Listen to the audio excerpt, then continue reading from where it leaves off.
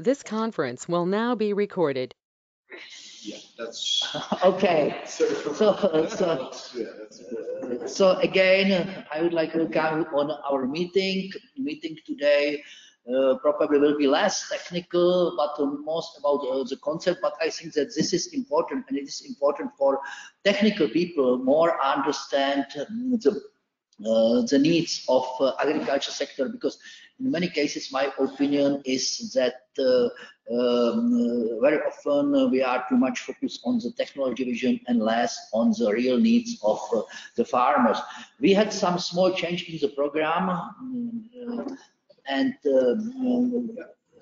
there are 5 presentations. We have approximately 15 minutes for every presentation, due to the fact that Pavel will be able only after 1 o'clock, so we put him on the end.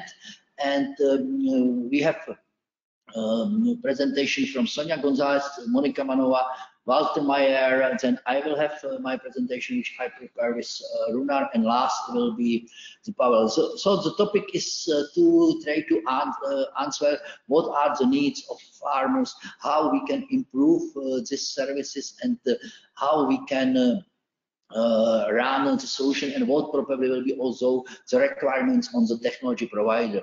So the first presentation will be Sonia Gonzalez, which is from Serbia, and will speak about the advisory services between farmers and scientists. Sonia, floor is yours. Thank you. Thank you. I would just like a little bit of help how to share. I can share it now. Okay. To share the screen.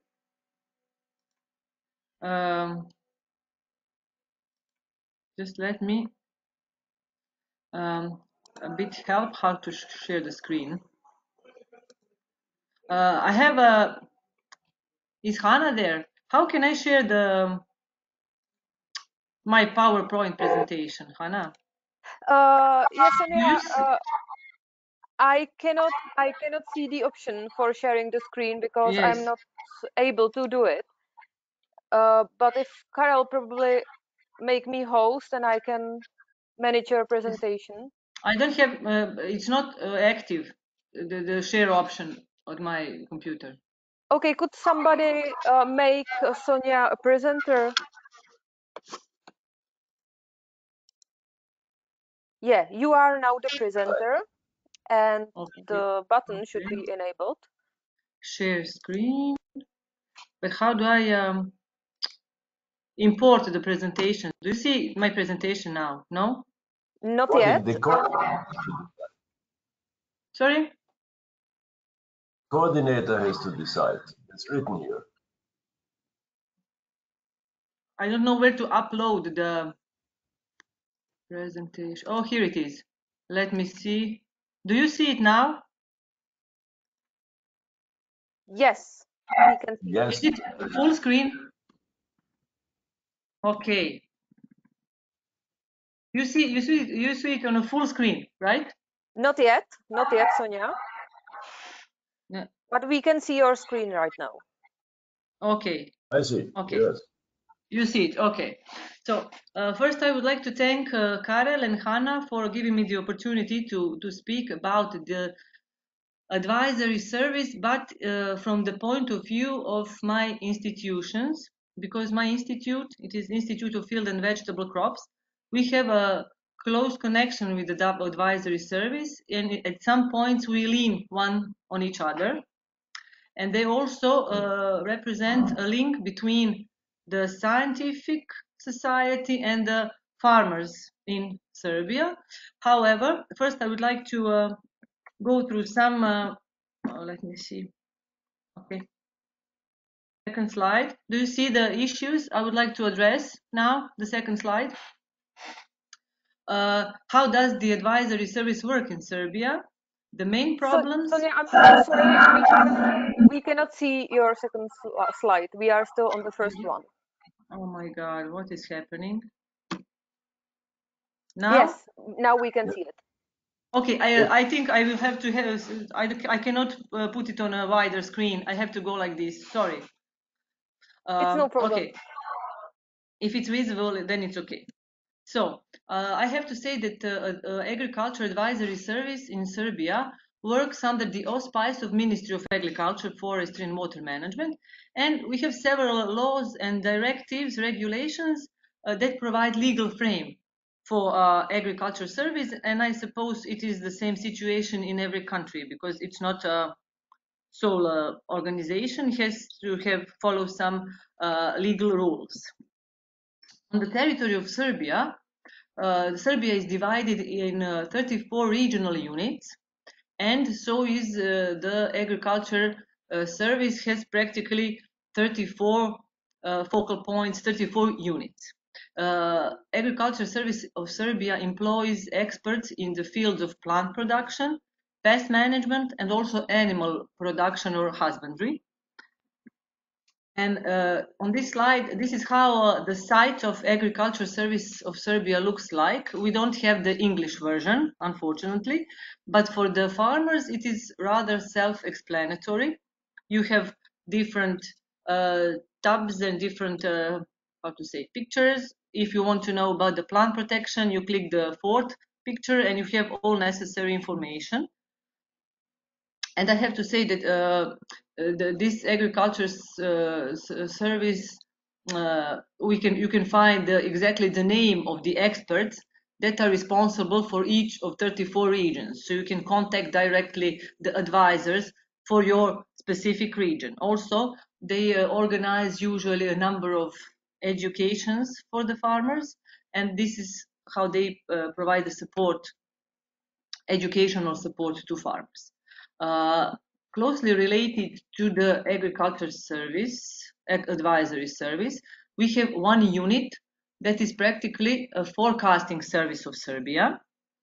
And it was established in 2010, but primarily on the northern part of Serbia. And since the last year, the forecasting service of Serbia covers the whole territory and all 34 units. What is the aim of this and what is the role of the forecasting service?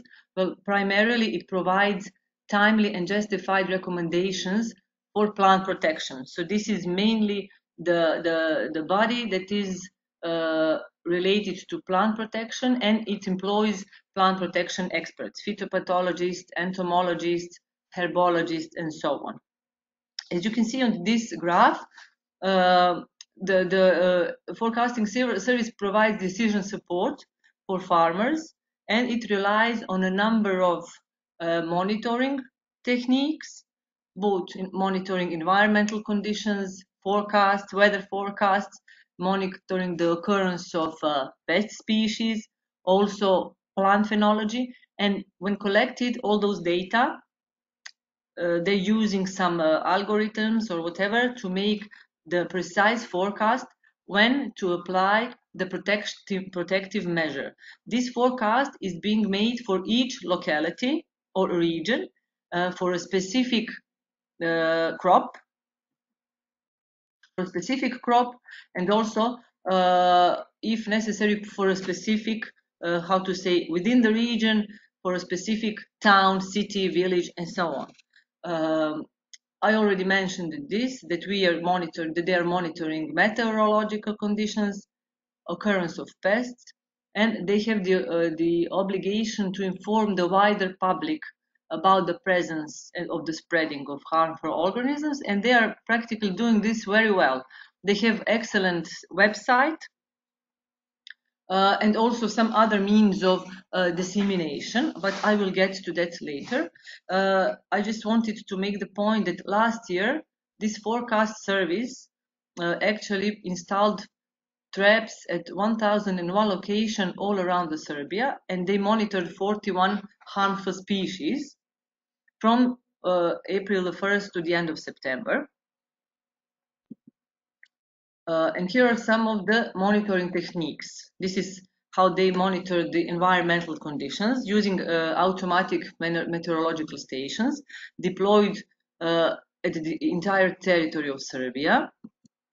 Then they're using light traps to monitor the the presence and the occurrence of insect pests. These are on the site. You can see the location of those light traps, and also the pheromone traps for about 20 harmful insect species. As for the occurrence of diseases, they're using several methods like this Burkher's spore catcher.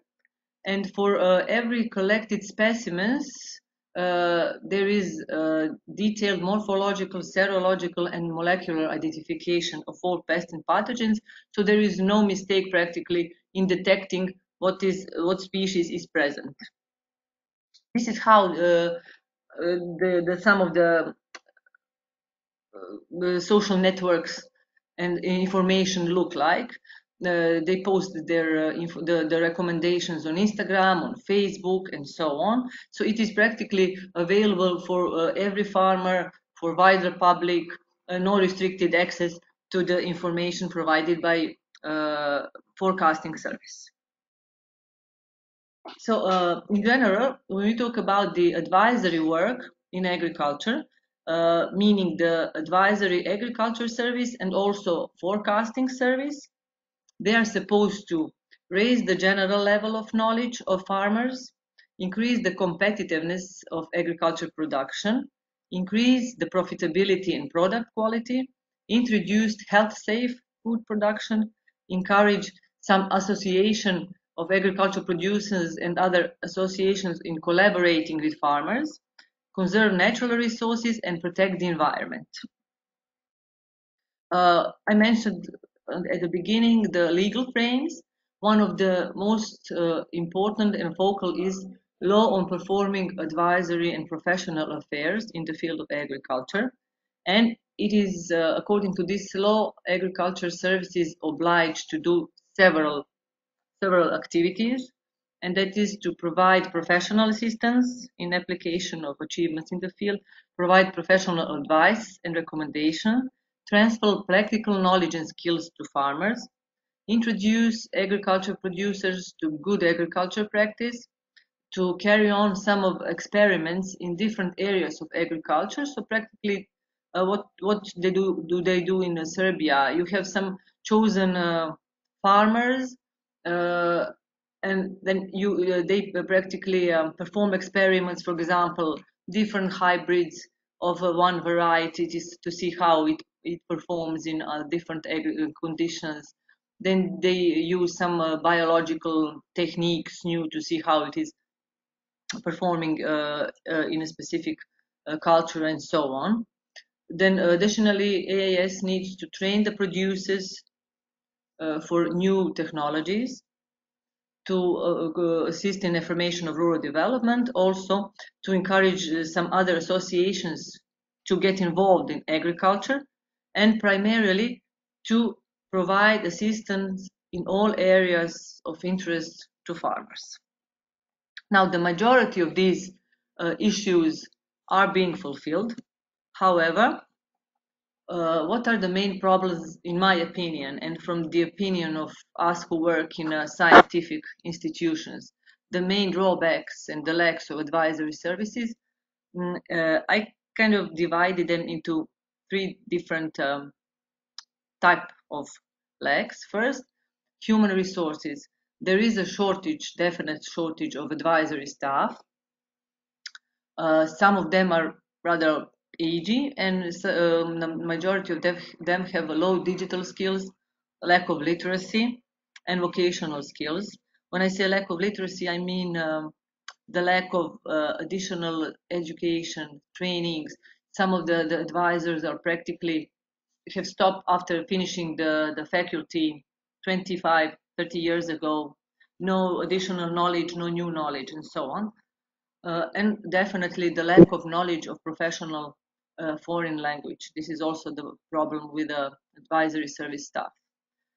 In the pillar of communication, we have two levels of on which the problems occur. First, in the last couple of years, they have kind of closed themselves for farmers. Farmers have limited accessibility to the information and to the advisors from the advisory service. Since there's a shortage of staff, there is a low presence of staff in the field, a low number of farm visits, which is not tolerable. So practically, the data they collect is reducing from a year to year. Not enough advisors in the field, not enough field visits, and you have a low number of data to provide the practically valuable recommendations. Also, there is a low visibility of data obtained in the field. It's not accessible to all the users. I mentioned that in forecasting service, they have made a good solution and they have made it visible. But when we talk about the advisory service, for example, advisors in plant production, in husbandry production, animal production, there is a very restricted data and not visible to wider public. And also there is a restricted access to AMS data, to meteorological data collected from the stations deployed on the survey. And the second level of communication lack is definitely weak linkage of the advisors with the scientific institutions, with the policymakers, and with EPPO. I believe you all know EPPO. It's a roof institution in Europe. For example, this is in the field of plant protection, the European Plant Protection Organization, which gives practically recommendations and surveils the entire Europe situation with plant pests and diseases. The advisory services has very low linkage with EPO. It doesn't follow exactly the EPO's recommendation. It's not updated. The information is not updated. And another pillar is field resources. As I mentioned, the low presence in the field. Also, a number of advisory services or regional services have a lack of equipment. I don't know if any is equipped with early warning systems for climatic meteorological data. They also have very usually limited operational funds and funds for field sources, for example, old transportation means or lack of transportation means, so they cannot visit far fields. So it results in a reduced number of trips to far localities, and also the major lack, in my opinion, is low level of application of IT solutions in agriculture. For example, okay, if we don't have enough personnel to go on different fields to visit all the farms, you can use some of the remote sensing techniques for farms, animal farms, for a field, open field, and so on. But there is actually very low level of application of these IT solutions in the case of advisory services in Serbia. This is one slide I wanted to present you because it seemed like a very good local solution. There was a question of global or local. I think we should start with local solutions, and then local by local we can reach altogether global solution. Several years ago, in 2012, actually 10 years ago, in Serbia, we had one program called Censorating, and it was donated by the Kingdom of Denmark. Within this program, it lasted for several years. The program provided the job, employment, for a number of advisors, agriculture experts. So practically, there was the idea to have one advisor per village. So practically, each village in the Republic of Serbia had one agriculture advisor, and it worked excellently for the few years while the program lasted. During this program, practically, you had more young people who were interested in agriculture education. The high number of students were starting agriculture faculty, education faculty, and so on. And at the end of the program, we reached the conclusion that there is a shortage of agricultural experts in the field. So this was really a refreshing program, and the agriculture service worked excellently. Each farmer had his own advisor, productivity was raised on the field, and so on. Now, after the program is terminated, we have the situation if you want to, if you are a farmer and you have a problem, you have to go to the advisory expert, to contact advisory service that is responsible for your region, and to get information. Or if you have a disease on your plant, you have to take your leaf and bring it to the agriculture service headquarters to see if somebody can detect what is it about. So don't have enough advisors on the field covering the entire Serbia region. You have 34 regions, but you don't have enough personnel to cover all the farms or all the villages. So this was one good, great local solution. As I say, from these local solutions, we can maybe reach then some global solution.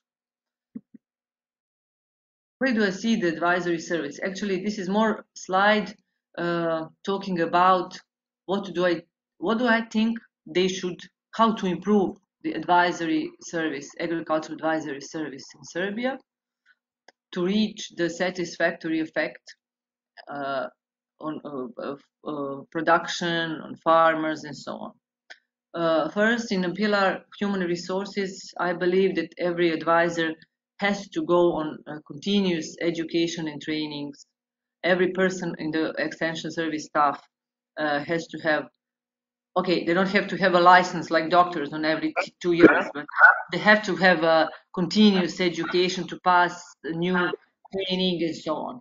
Also, they must increase the digital equipment and development to improve the linkage of farmers and farmer organizations with technology providers, definitely, because there is a gap between farmers. They have problem in reaching the technology providers, directly contacting, for example, seed companies, institutes, and so on. And they have to make a constant and frequent two-way information flow, for example, to receive the information from farmers and to be able to process information, bring feedback, validating of those recommendations. In a pillar data transfer, I believe that dissemination channels need to be more developed.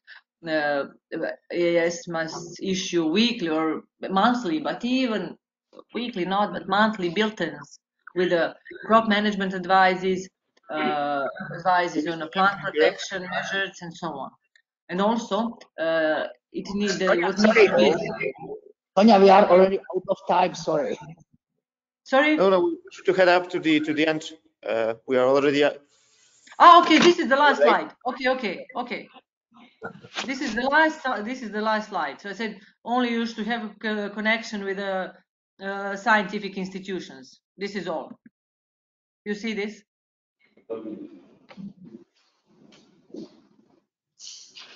Okay. This is all.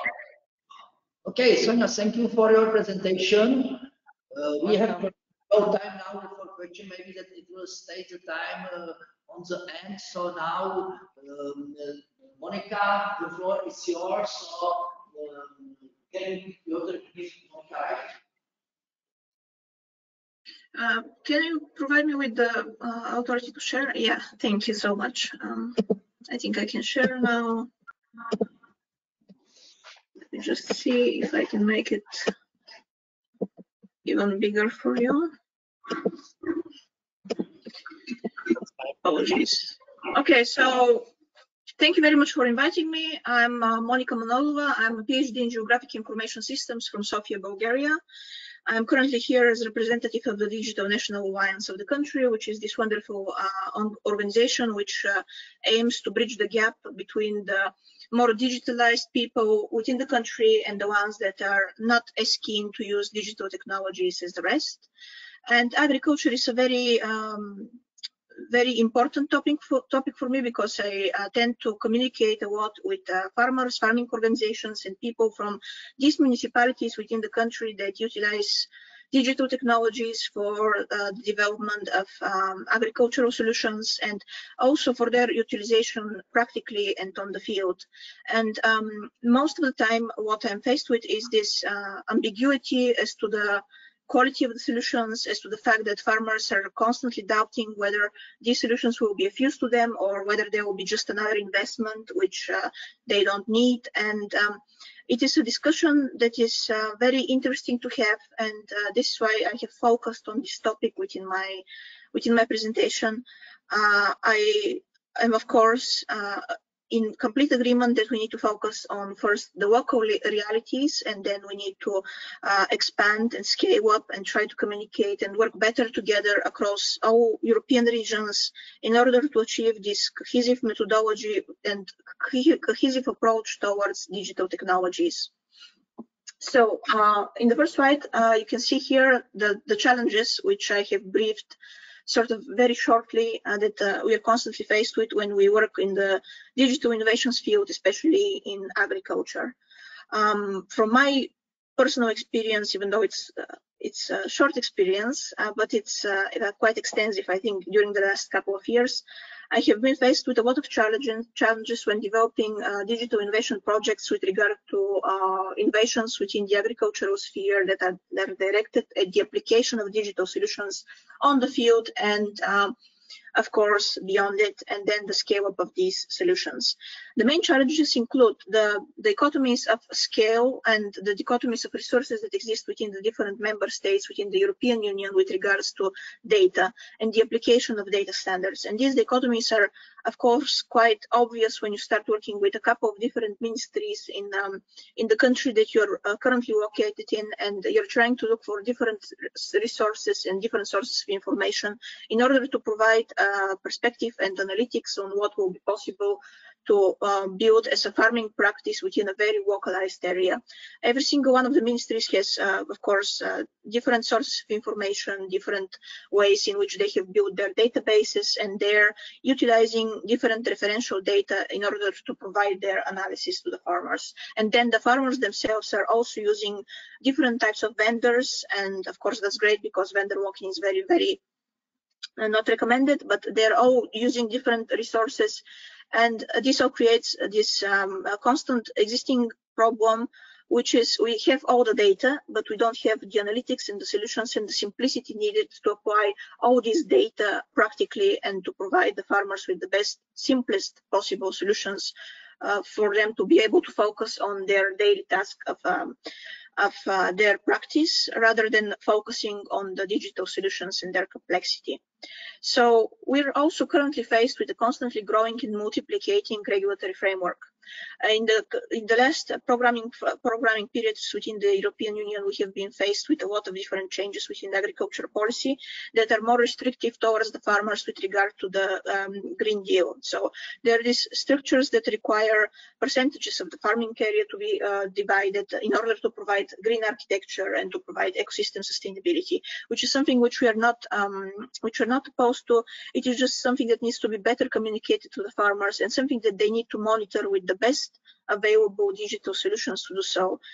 And of course, there is the complexity of the fact that the data regulatory field is quite complex, and it seems to run separate to the environmental regulatory field and to the other fields as well. Because when you try to analyze the overall impact of a regional policy at the local level, you're faced with this problem that in order to utilize the digital solutions that we have available to us and the best possible digital tools for monitoring and tracking, we are constantly running up against the wall of GDPR and all these other policies, which are of course brilliant in protecting the digital privacy rights of the farmers. But then we are faced with the fact that we don't always have the complete picture for what is being applied and where the solutions are being applied within a larger region. So the individual impact of the farmer may be obvious to them, but the overall impact of all the farms within that region may not be as obvious to us as we would like for them to be.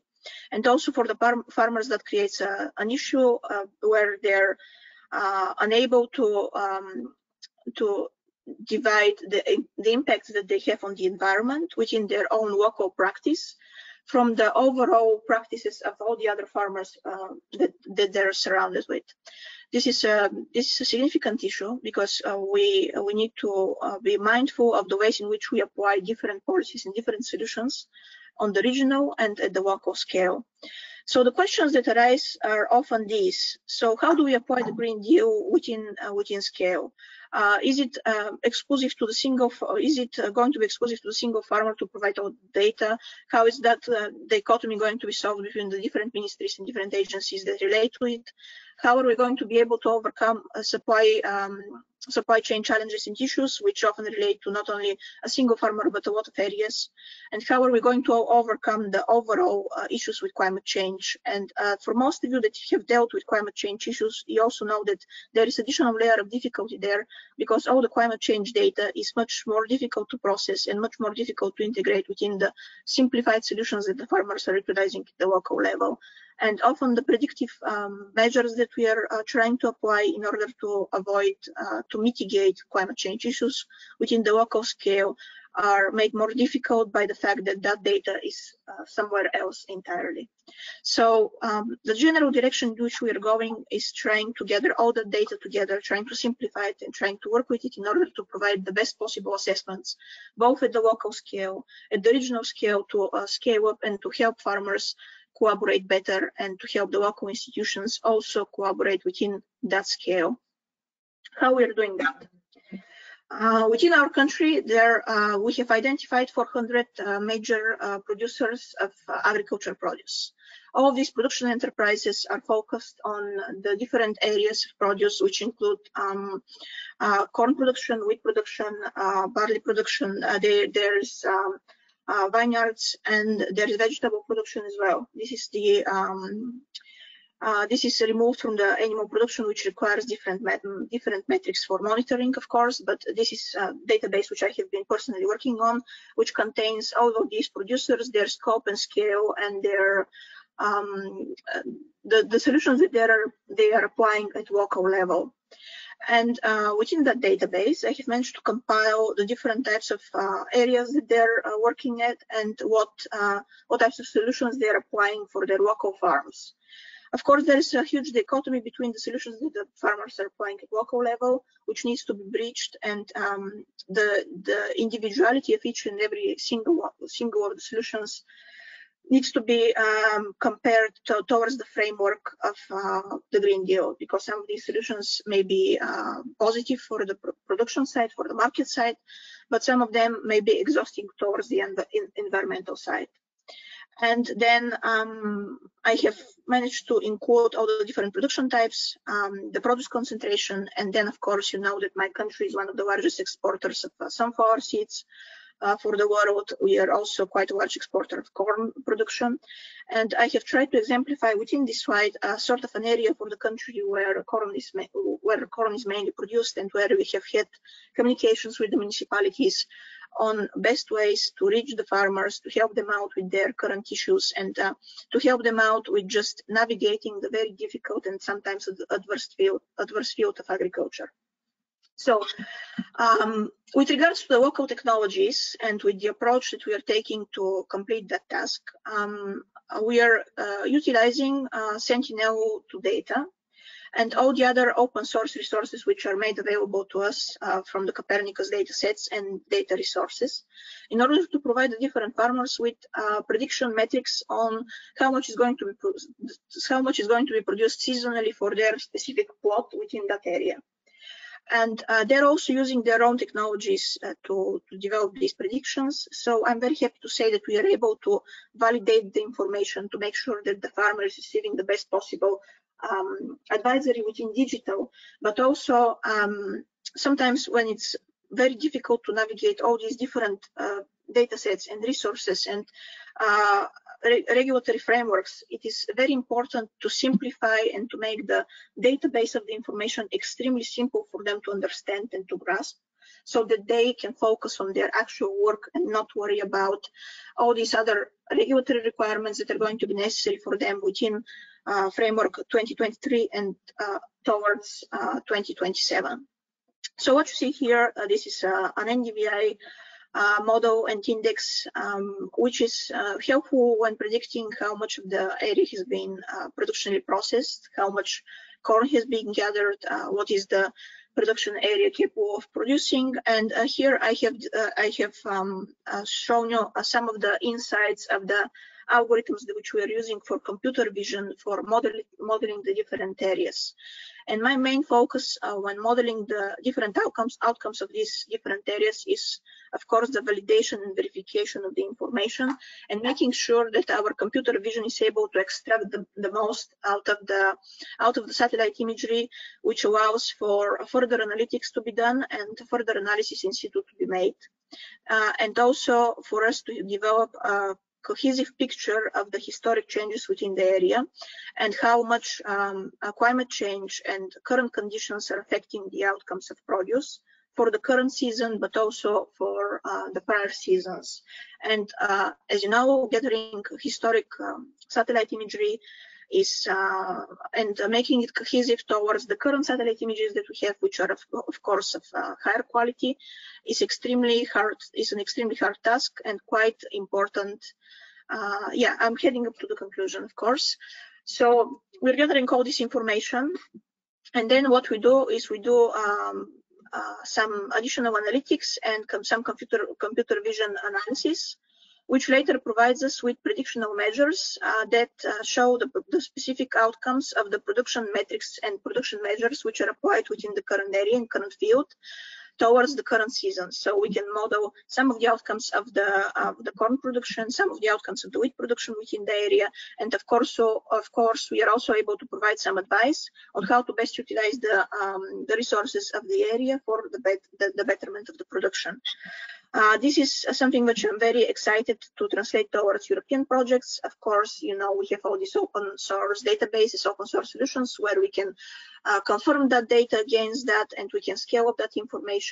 And of course, we can collaborate on regional projects. I have here placed some of the European projects which I'm probably going to be developing some applications towards. These are Horizon Europe projects, which are focused on extraction of data, in making cohesive measures and providing the entire region with the best possible innovative digital solutions, which also includes geographic information systems and monitoring satellite imagery and geographic information modeling for the area. This is my regional sort of slide, where I hope that I can collaborate with many of you.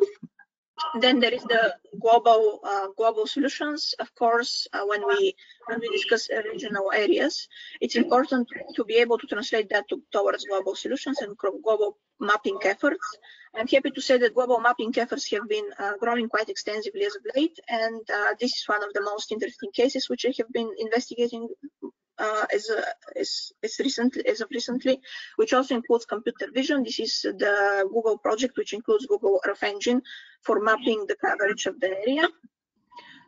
One of the most interesting projects and initiatives where we can also collaborate, that's the Coast Digital Initiative, where data is being gathered throughout the UN. It's a UN initiative which is gathering data in order to provide local authorities, regional authorities, and the specific farmer as well with information on climate change and how to combat that at a local level, without, of course, reducing its market potential, the market potential of the farm and produce.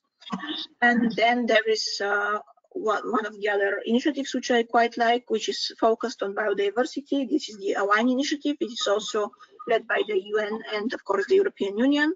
And the framework there includes quite extensively mapping and the relationship between the local, regional, and global scale of mapping architectures and how to best apply those towards a global framework for sustainability.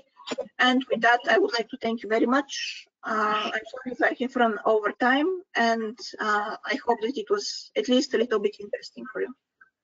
Okay, thank you, Monica, very much for your interesting presentation, making us familiar with the situation in Bulgaria. I think that it is a little symbolic because today we had here on the OGC meeting in the morning session, women in the science. So we start again our agriculture presentation with women. So now we will move to the men, and probably because Walter and I, we are probably older here, so it will be session now focused for old men. So Walter, you can start. Yeah, just a technical reminder, there's a link in the chat to look your online attendance, and the badging is working now, so you can badge as you will come out as well. That's fine. And the floor is yours, Volker. Okay. Thank you, Karen, for the invitation for this project. I hope you see my screen. That's okay? Yes, Walter, can you go to presentation mode, because it will be probably better. To presentation mode, yes, we'll try to do it here. So security, whatever. Now we have it. You got it? Yeah, now it's okay. Okay, fine. So thanks again for the invitation, and also congratulations to the two ladies in front of me. They hit the point. And I try a little bit to speak because it's a question of age, and if you are lucky, you get smarter and smarter. We started very long ago with GIS systems development, but I'm farmer forester by education, by practical experience, and I wrote a book about problems in the forest 1983. It was a little bit more than United Nations talking today.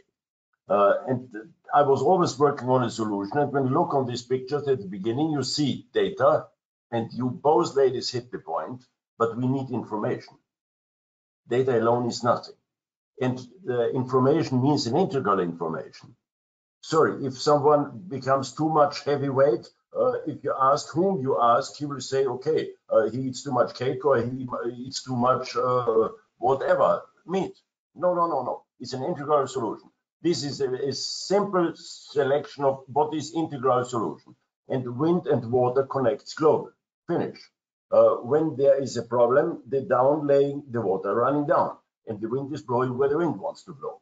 When someone makes on the globe a problem, we are integrated. If we like it or not, if we have nationalistic borders, no. The nature has no nationalistic border. And what you see on this first picture is just that we selected the main topics on GIS from the very beginning. Where, location, when, happened something, what. Do I plan? Have I done? Would I like to verify it, etc. And then you see the nature. There is on top right, you see a big tree and a small guy. I don't know, it's 1.7, 1.8 meter. But this tree has more volume than 5,000 hectares have. This is nature. And the other one is micronature. Everybody has it in his body, in virus, etc. So the nature is a very wide element. It's not so easy to evaluate. But then you see the picture, we come later on precise, but you see on the left top picture, you see data, 0.5 meter resolution. I have it here from the globe. I see every tree on the globe here on my PC, and this is the information, the second step. And you see there's a mountain nearby here. And I know exactly there's alpine meadow, there's slope, there's tree number 1, tree sort number 2, and I see some yellow elements. There's some problem. When I know it, I know where are the problems and why are the problems. If it's problems in Bulgaria or anywhere else, I don't know it because I don't know the location. We need local experts, and both was very precise developed at the first two speeches. Okay, Yeah, next one. This shows some solutions. I have a simple tree on the left side. You see it? Yes, on the left side is a tree with a bark beetle. Fine. I find it. And if I found it, I say make a map tomorrow with all bark beetle trees in my country, in my region. Fine, I have it. Second picture from the left. I see a field, I see a meadow, and I see different colors. When I interpret the colors, I know, oh, there's too much humidity or too less humidity, or the right humidity. The third one is I digitized it with experience. I know exactly this is a highway, this is a forest, this is a meadow, whatever. I give it numbers. I automatically, the system defines with colors what should it digitize automatically. And the picture number 4 was done automatically in a region, in a country, on a farm. And the information is always a question of resolution. If I have a picture with 20 meter resolution, I get less information. If I have a picture with 1 meter resolution, I get better one. And I could show you also in a private session, I have pictures here with 0.5 meter resolution, global. I can find every tree and every problem global. This is the second. That is a complex thing that is clear, we mustn't, but it is an integral management. I will never be able to do it alone. We need local experts to cooperate. Without local expert, without cooperation, we will not fulfill any task on the globe. Nobody can do it alone. He can fulfill it here, but when wind and water comes from left or right or up and down, Sorry, there's another element coming. We have to integrate it. If we don't integrate it, we face a problem. That is our global problem today. Next picture. This is exactly what I showed at the beginning. This is a mountain here. This is mountain is here. I know this mountain because I was the chief of this mountain. It's alpine meadow. It's 2,000 meter highest. Then you see alpine. Then you see different tree sorts. Then you see the road network. Then you see problems in shades, etc. And beside that, the second picture. So I know now exactly what is ongoing on the mountain.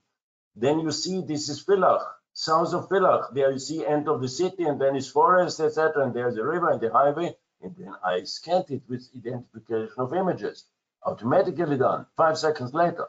Now I know more than every expert that's running in any institute.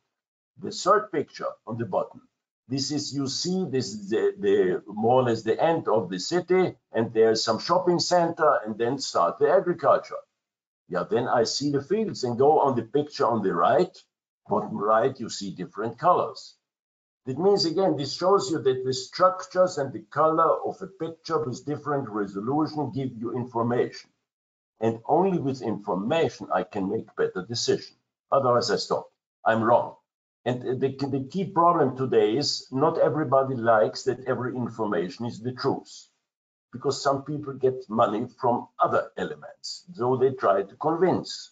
This is a question of marketing, more or less. And it was brought by someone in the US 1903, and the results were not only good.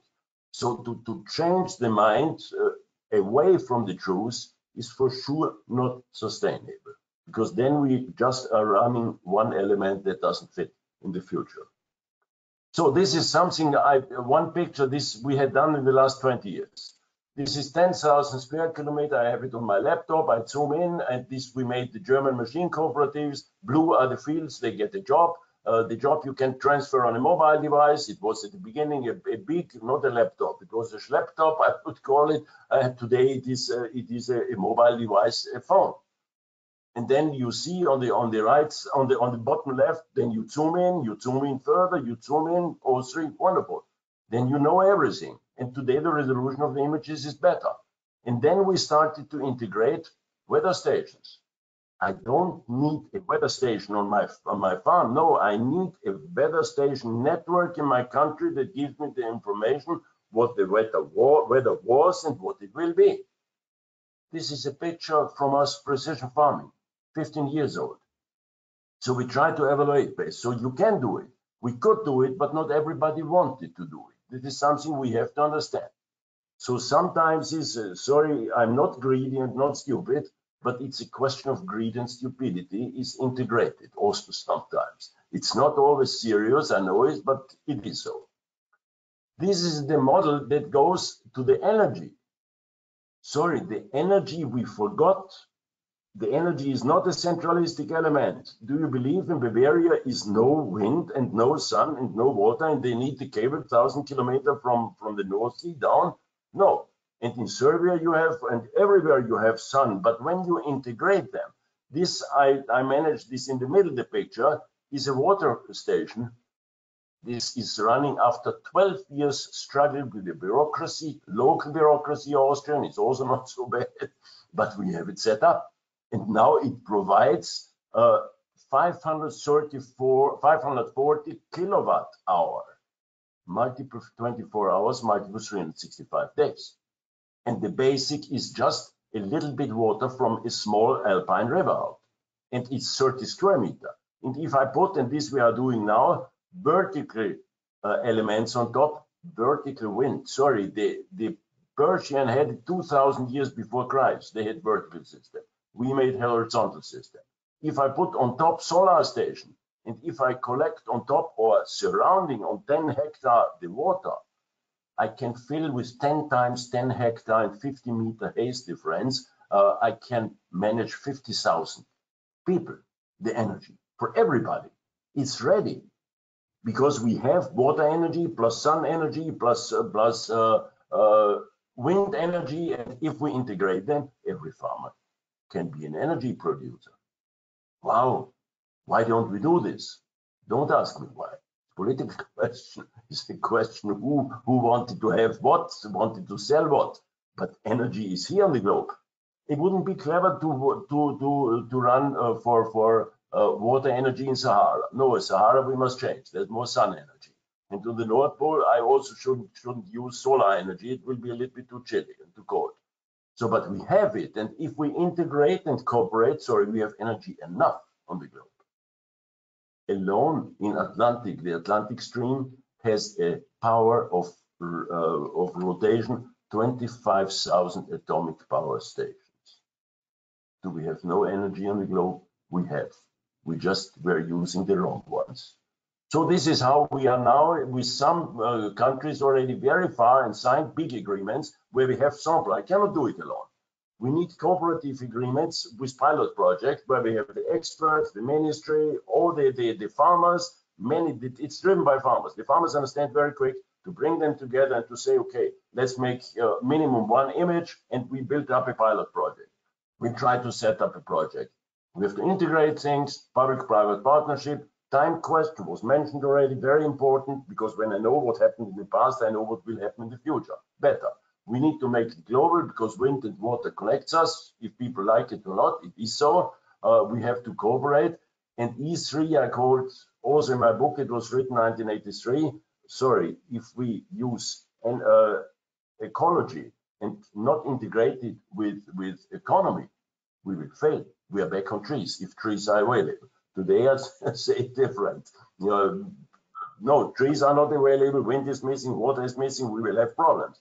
And I write in the moment the book about future problems. They are not small trees. They are big. What is coming. But we can support it. But we must do it precise, cooperative, global. Otherwise, it will not work. So that's more or less. And this shows me. Thank you very much. The nature. In the middle, you see some beautiful pictures of the nature. Fantastic. Please, you see a group of birds. Sorry, they do communication and have GPS built in. And they do it in a millisecond. They all change the direction, the right direction. This is technology. But a little bit further as we humans are. Sorry for that. Okay? And nature can be beautiful, but we should learn. And what is the last part here? A lot of mathematical, all nature rules are simple rules. And I try to integrate a lot of mathematical models from Riemann to Bitterlich. I had the luck with the professor, to Mandelbrot, to Einstein, to Planck, 5 more, 10 I found. And if we integrate the formulas, we find a global solution. Because the global does not explode or does not shrink. And I say global balance. If we don't have a global balance, we will fail as humans. But we are clever enough that we start to understand this. And many people feel that there's something going wrong. It's also a little bit philosophy at my last wording, but we can change it, but we can change it only together and cooperative. This is more or less the same, and then you see this is the truth of the history. 5 maps of Germany, because they have a lot of data. The left map is gross national product of regions. The second map is Corona map. Oh, there's something interesting, there's something clear. And the third map in the middle, this I know this is Dresden, and then this the former Czechoslovakian, today Czechian group here from Karel. This is a link between Eastern Germany and Czechia. And there you see cancer. And there you see also the forests went down there. What happened there? I know exactly. And then you see the right picture, the fourth one. This you see the old Caesar in Germany, and this is today Poland. You see the same. This is tuberculosis map. Interesting. There are some relative simple elements in these maps over more than 100 years. What happened there? I know it. I wrote it in my book, 1983. Many people didn't like it. It was nothing else than sulfur coming out, and sulfur is in coal, in oil, and less in gas. But sorry, sulfur is a problem. Finish. That's it. And the right is just the corona today. And then I'm more or less finished. This was that the maps and GIS can prove over time the truth. And we have to know the truth, otherwise we'll make failures. That's it. Okay. Thank you very much. Thank you, Walter, for your presentation. I think that it was very interesting. Can you help me to Views, yeah. Okay, so let's firstly open the presentation.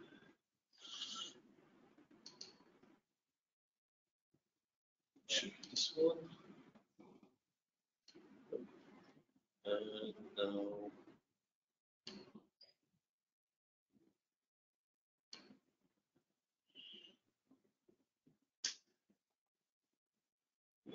okay. Hopefully, hopefully you can see the screen. And okay. Okay, at the beginning, I would like to invite my colleague Runar, who is, I hope, remotely connected. Runar, are you there? I'm here. I'm here. Okay, okay. And I would like thanks to all the previous speakers, because I think that they give me strong argument for my presentation, and I will try now to be a little provocative. In some way, I will criticize the development of agriculture application, and it is not against others, because I was also the part of this game, and I think that we need a little change the thinking for the future. Last year in the September, I had a chance in this small window between this Corona to be on the two meetings. It was one I was in Ghent and second in Bologna about the agriculture. And what was for me interesting, I am working a long time about precision farming from 90s. And in 90s, we say that the farmers are too old to adopt this technology. Last year in September, on both events, I heard the same. But it looks for me strange, yes, because it is one generation shift. So probably the problem is not on the side of the farmers. Problem is on our side as technical people, that we don't understand the need of the farmers, how farmers need to work, and that we are failing in building the solution for the farmers, and probably we have to thinking a little differently. Yes, I think it was mentioned in all previous presentations that the role of agriculture advisor is very important, and I think that what you heard from, for example, Walter, it is impossible for farmer to adopt all this technology, all this need, and there is necessary really to have experts for the data who are in some way assist to the farmers. Yes, and again, what Walter told, yes, very often we are discussing about big data for agriculture. It is nonsense. Farmers don't need to have big data. They need to have knowledge and wisdom. Yes, what they have to do. They are not so much interested about managing big amount of satellite data, managing big amount of the sensor. They need to have the fine knowledge and wisdom. They need to decide how to go, what to do, and of course, to be possible to do this, they need to have some support. Yes. I think that if we are looking on the farmers, I know few farmers, I think in the Czech Republic approximately 5 personally, who are able to take normal GIS and to analyze the data. Some farmers are able to use some application which are prepared for them, but there is a huge amount of the farmers, and it is not done with the age but skills, but they are heavy in the farming where they have solving everyday problem, and they don't have so much time to, for example, use 10 different apps solving 10 problems. So these farmers need to have some support from advisors. And if we are looking, yes, for example, for ice observation data, there is necessary to connect number of information and number of resources to come to some decision, because we have the satellite data, but we have the data from the machinery, we have the data from the chemicals and other, and in some way it's necessary to be able to transfer this to the farmer and take the decision. So there is a role of advisor to help to the farmers to do this. Yes, we are now discussing some approach which is much more focus on the collaborative approach. And in the next slide, I will try to explain you this vision, what we are calling map whiteboard. We start with my colleagues to work on this more years ago, and we have here some case of farmer. He is in the Czech, it is small-scale farm. For example, in other countries, probably it will be very big farm, yes, but he is producing this type of the crop. He has 2 till 10 people including, yes, and he needs to have some advisor because he has no time to spend by searching for the images, searching for other data, but he needs to have expert who is helping him to work with as advisor, and this advisor needs to know something from agronomy, but he needs also to have the knowledge about the data science. Yes? So this is very important to be able to combine the both, and how these two people can communicate. As for example, we will look on one case, it is fertilizer optimization, but there is a number of the tasks, seed optimization, yes, it could be the tillage or other topics. And for every topic, you need to have some communication, and you need to have some support for the decision. Normally, very often this advisory is in the personal interaction where people are sitting together and they are discussing how or what could be done, how the situation can be improved. Yes, and of course, very often it was done with classical map. Now, what we are trying to bring as some concept is to have some collaborative environment. Yes.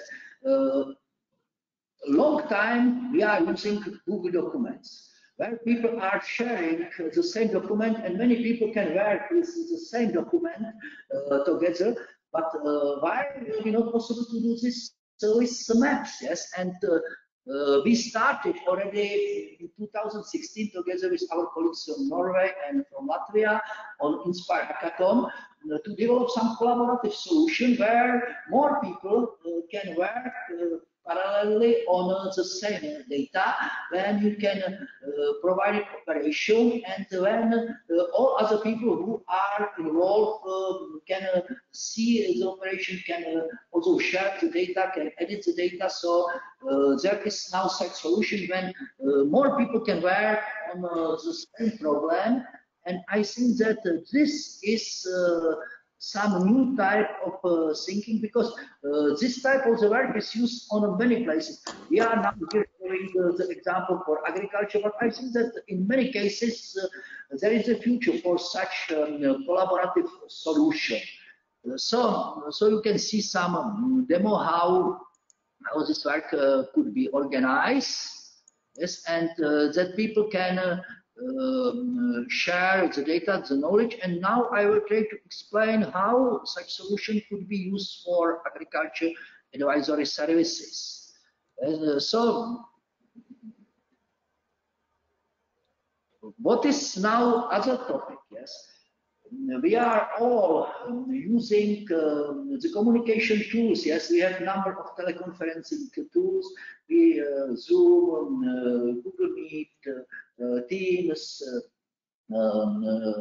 In Africa, it's very popular WhatsApp. Yes, why not connected this technology of the online mapping with this type of communication? Because this is again something what we need. We need collaboration. We need communication. So the idea is that we will be able to connect this type of online mapping technology with some teleconference tools, and then it will be easy for advisor and for farmer to work together. Yes, advisor can prepare the data for the session when is coming with some requests from farmer, and then can start to work together. Here, seems that it is, I don't know if it is running Unfortunately, it seems that animation is not running. Oh, sorry. Yeah. Let's see if it works or not. Cannot play media. Okay. Okay. No, sorry, I cannot screw that. No, interface cannot play. Okay, so here is some example of application where you can automatically generate some management zones on the basis of satellite images. I could try to run it from my computer if you like. If you can switch to Runar computer, if you can give him rights so he can show this and I can explain this. Generally, this application looks very easy. Yes, that you have some satellite images, and on the base of these satellite images, you can automatically generate some zones. But if you go to the details, what does it mean? Does it mean that the person who are using this application need to have access to all images from the season? Yes, the person who is doing this need to be able to recognize which images are good for these farmers, because if you are working with satellite images, cloud is a big problem, and you need to recognize, okay, I have the data without clouds. So it's again not easy for farmers. So this task could be done by advisors. As you can see, this automatic generation of the data. But on the end, it's important that you will be able to share this information with. I think that Ronald is again not running. It is running, but it is happening behind all my controls here, I think. Okay. Okay. Yes. So.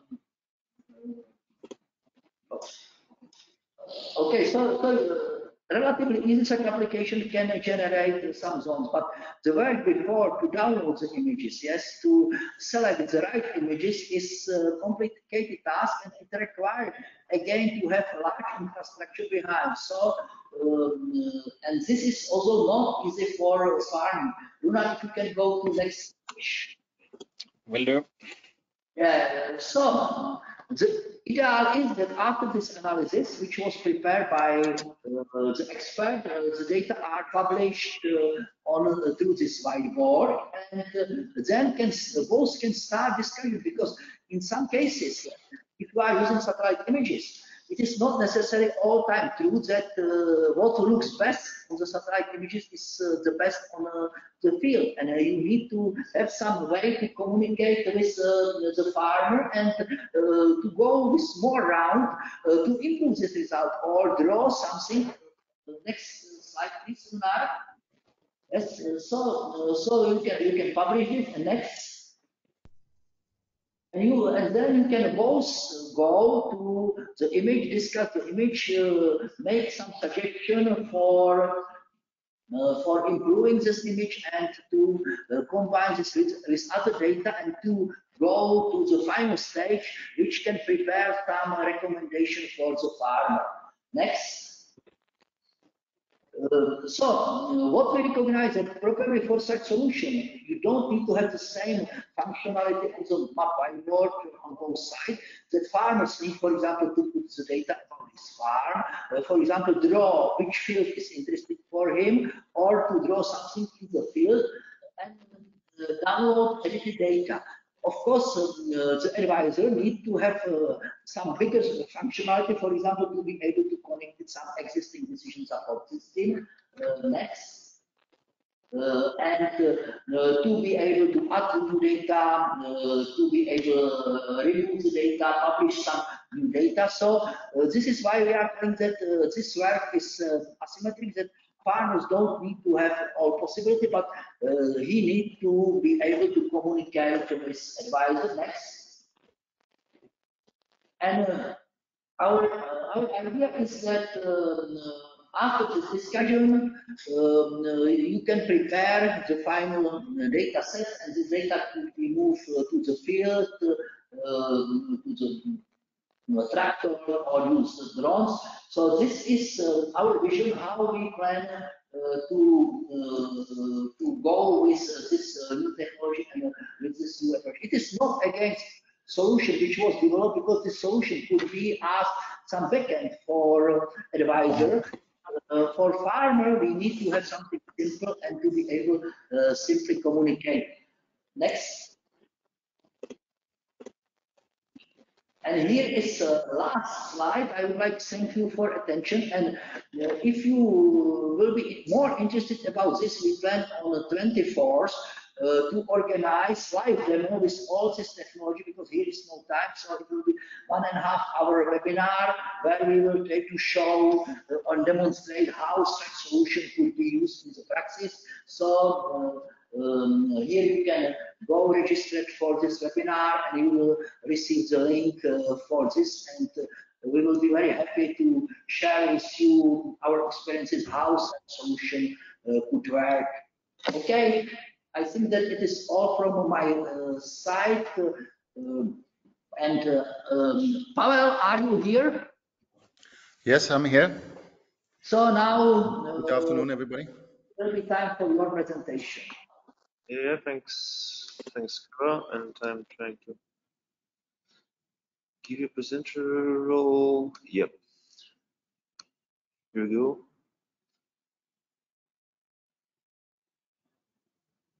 You should see the pop-up of the sharing screen button.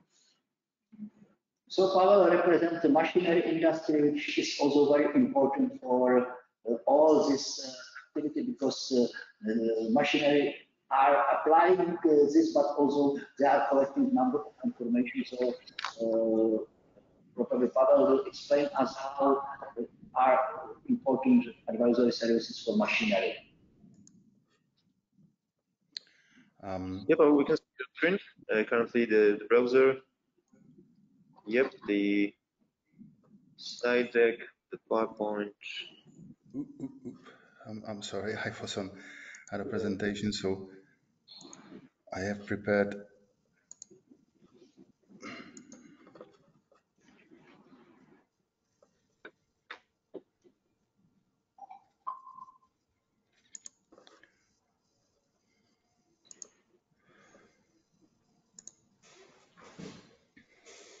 Are there any questions in the meantime? That's maybe the time to have one.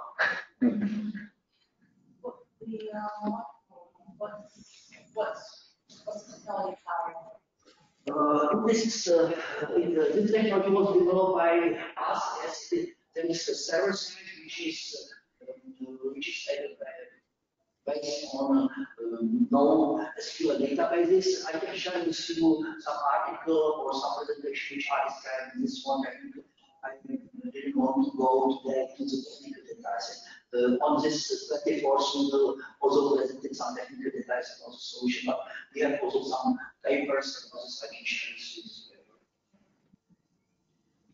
you. Okay, so okay, I'm ready. And the floor is yours. Yeah. So, can I start? Yes, please go on. Thank you. So my name is Pavel Gnip, and I working as a precision farming manager for Akku company right now. But my experience is coming up to 25 years, and then I started with precision farming in Czech Republic, and start to run and build the on the private company the system of precision farming support for farmers in a variable rate application. In the meantime, I had a chance to work for a company, 6,000 hectares farm, as a main manager of crop production, and I could approve some my knowledge from the past 15 years I spent with the precision agriculture variable rate application map creation for farmers and supporting farmers on it. So I just try to approve the my knowledge and the farm. Unfortunately, I didn't have so much time, and the troubles in crop production with the weather and weather conditions and the crops and the harvest. It's so big and that big farm. So unfortunately, I left 1 year later to focus more on the precision farming technology for the also the global company as ACCO. So today I have prepared some presentation very briefly to adjust the role of technology producers, service support and advisory for farmers in adoption and running of precision agriculture on the farm. The precision farming and crop production, the enable benefits of precision farming practices and technologies in the terms of field cost saving. This is the really what we prove for so many years, and we are pretty sure, unfortunately, the adoption of precision farming on the farm is not so big as we can expect, and not everybody can use it. With the people of satellite navigation, with the help of satellite navigation, information technology, and geographic information system, we can collect and analyze information from soil, crop, and weather to optimize individual steps and application as much as possible, while the maintaining quiet yield, sustainable soil fertility, and protection of the living environment. But from the 25 years practices, variable profit doesn't convince a majority of the farmer to fully use the dairy farms. So who play the main role and who can help in the future to improve adoption of precision farming on the farm? So I just put actually 5 groups. The main players, of course, we have some other people who is going around and some other also, I didn't mention the government and so on, but the main role played the farmer. But then another very important groups is the machiner and technology producer and service support around the machinery and technology. Then there's a service support for farm data management and advisory and economic size. Then there's an education system, and then is research. So these 2 groups I try to later on divide it to the different steps. So first, about the adoption of the precision farming, we can divide it on the 4 main steps. As the first one is a fundamental, then the farmer get the best practice, then is an advanced part, and of course the last one is evolution. On the fundamental precision farming, so what we can do on the beginning of the beginning with the farmer should start with collecting the information and start to do something like to buy the technology to use the precision farming tools and start with the guidance, and we call it a CTF Lite. It's something like by this technology we want to reduce the overlap what the farming is doing rurally on the field without any navigation system, and increase the comfort of the work on the field, and also the start to generate the first data from the field. On the best practice, we say this is a stage when the farmer should get a good knowledge how to use the guidance. He already worked with the CTF Lite controlling, and he started to already use the first precision farming tools as a section control and the isobus implements.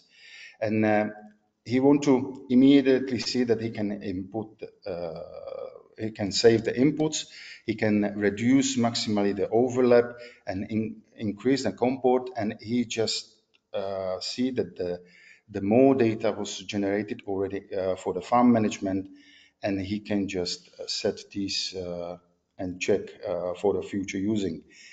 Advanced part, it's a guidance, CTF Lite as the previous one, and we have a section control and as the best practice part, and then we go to the documentation, yield mapping, and start to using prescription maps.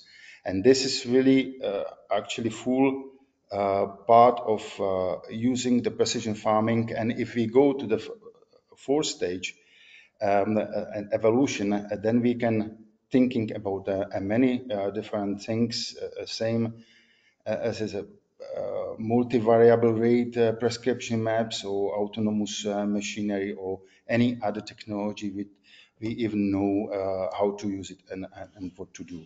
So if we take the fundamental part of the precision farming, so the main role play the farmer and other the main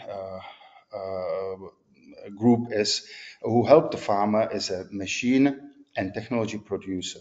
So these guys, they try to make a training for the farmers and drivers the farmer use on the farm and try to give him the first entrance to the technology and how to manage the different machines and technology on the tractor, actually as a tractor and equipment, and start to try to use the first control and create a first control traffic plan.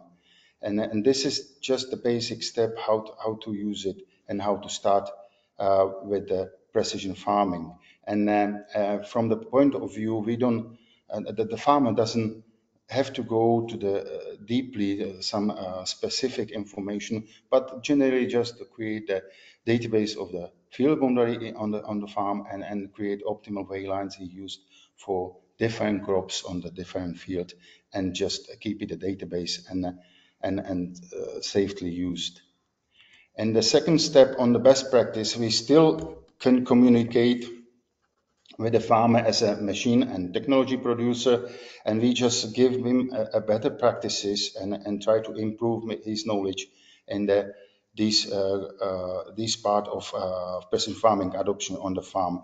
But one more thing we can add it to the system is a section control using on the isobus implement machine, which could be automatically controlled from the tractor cab by the driver and by the system, and it's very easy to use. It actually the farmer get a first savings he can measure already on the each field after every work done on the each time of the crop station.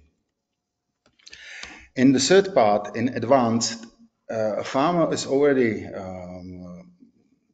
well knowing his technology and then can come up to help the farmer to improve his system of adoption of precision farming on the farm. Another group of people who can bring the knowledge and train the farmers, but on the position is like advisory people who can help the farmer and process data for him, and who the one person or the company, a group of people can help him to manage a specific knowledge he needs to use the system of precision farming and on the farm. And generally the farmer is not able to do it by himself.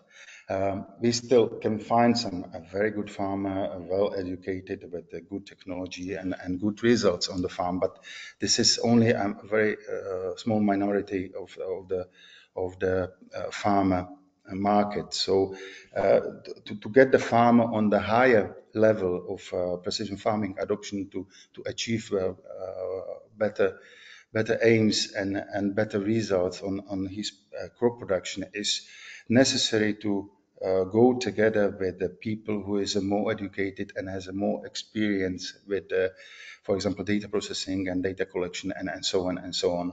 And just beside this, these groups must be supported during the time by young people, and the young people already educated in the market, and not only the education from graduate student from university or doctors already passed the PhD and has a very very high theoretical knowledge and practical knowledge.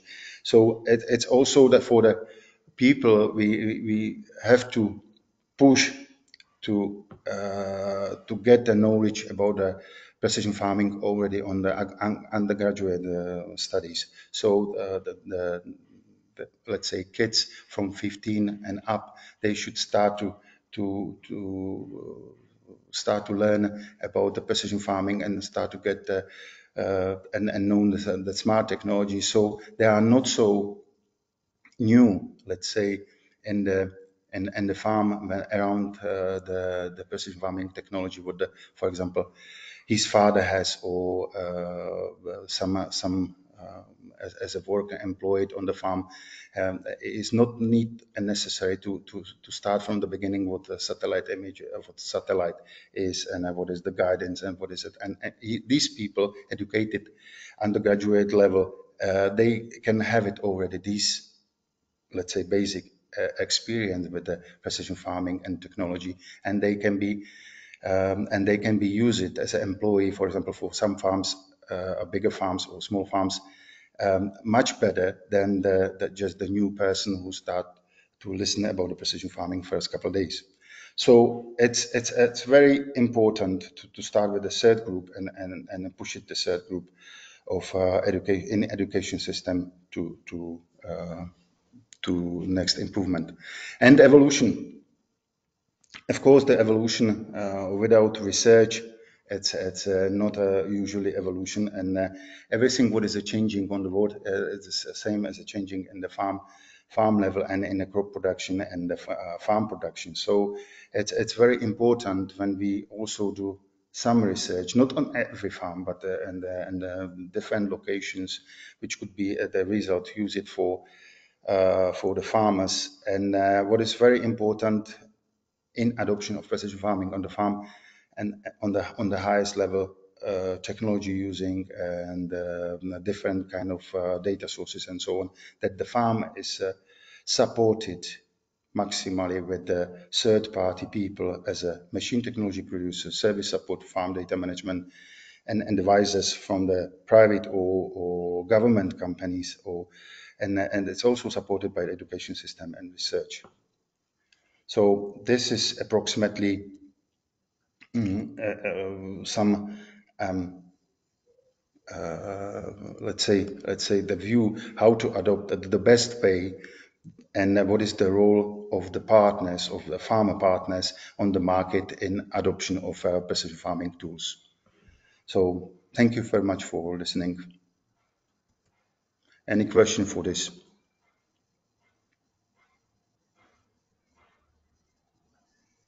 So thank you very much, Pavel. Can we stay a few minutes longer to, if there will be some question? Yes, for sure. Yeah. So please, if you have any question to any from presenter today. Oh, yes. Thank you. I just want to express my interest in this. I hope everybody can hear. Okay. Online, please confirm you can hear us.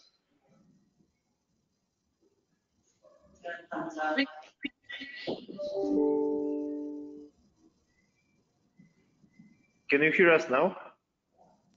We can hear you. Okay, go on. We hear you. Okay, it's just I would be willing to express my interest in attending this webinar that you mentioned. Will be happening on the 24th of June. 24th at 2 o'clock afternoon of June. Okay. So I can, there is the link, and I can eventually share with you the link for this webinar. Our idea is there is on the webpage for all. There is a program. It's what will be the theoretical part, explanation of the technology, but also the practical demonstration. Yes, so this is the goal for our webinar. Okay. Some other questions, remarks? Can you give an information where to get a copy of this? I think it was interesting. All presentations well. I think that all presentation will be available for all participants. I think that it is recorded, and for participants will be available the record of this. We are now, Hannah is now putting all things together, and we will share this with others. Some other comments. If not, I will try to make some conclusion. Yes, probably this meeting today was a little different than other OGC meeting because we almost didn't mention any standards. Yes, no, but I think that it is important for the people dealing with the standards to understand the subject. And I think that there were the presentation of the people from different countries with different background, and really sometimes I see that a lot of things about the technology for agriculture is technology push, and we need to try to understand much more to this sector. Yes, and really farming is a very complex system on one side, and on other side it's very different, for example, from the industry. Yes, because in the comparison with industry, you are dealing with a huge number of micro enterprises. Yes, some farm, like in the Czech, if you have 5,000 hectare farms, they are expert on different topics, but in many things, one person needs to cover all. Yes, and this is very important, and sometimes we are trying too much to go with this engineering approach, and I think that it is a big problem. And on the other side, the farmers has to solve really very different problems. Yes, there is environment, there is production, climate can completely change the situation. So it is really necessary to build some support and to build the technology in such a way that will be possible to better support farmers. I would like thanks to all people who have presentation today. I think that all presentation was very interesting, and in some way all presentation expressed very similar opinion. Yes. I would like also to thanks to Hannah. She is not visible, but she helped us to organize all this event, to prepare this with all speakers, and she will be able to distribute. Hannah, she will be able to distribute the things.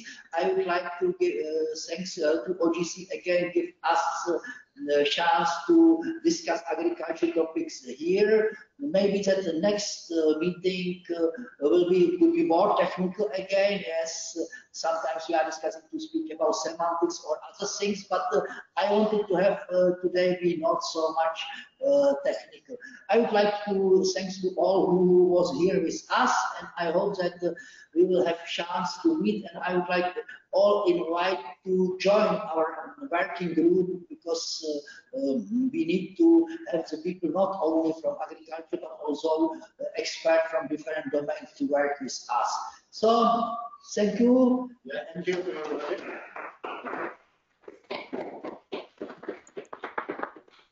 Great. Okay, see you. Bye. See you, Okay. and have a very successful rest of the meeting. Bye. Thank you. Thank you. Bye. Bye. Bye bye. Bye bye, everybody. Bye bye.